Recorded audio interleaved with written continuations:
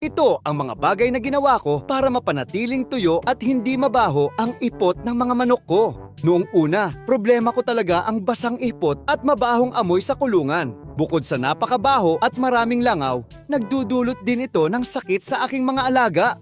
Tapusin mo ang video na ito at sasabihin ko sa iyo ang ginagamit ko sa pagpapatuyo ng ipot at pangkontrol sa mabahong amoy. Isa-isahin natin. Regular na paglilinis ng kulungan. Pagpapalit ng bedding para manatiling tuyo ang paligid. Pagbibigay ng malinis na inuming tubig araw-araw. Tamang pakain para hindi lumambot ang ipot at maayos na ventilation para hindi maipon ang moisture at amoy. Malaking tulong ang mga simpleng bagay na ito para gumanda ang kondisyon ng kulungan at ng mga alaga mo.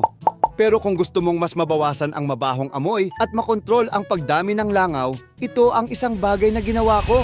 Naglalagay ako ng odor and fly powder sa mga lugar na madalas basa ang ipot. Nakakatulong ito para mabawasan ang amoy, patuyuin ang basang ipot at kontrolin ang pagdami ng langaw. Kung gusto mong subukan, mag-comment na ng powder at isisend ko sa iyo ang iba pang detalye tungkol sa odor and fly powder.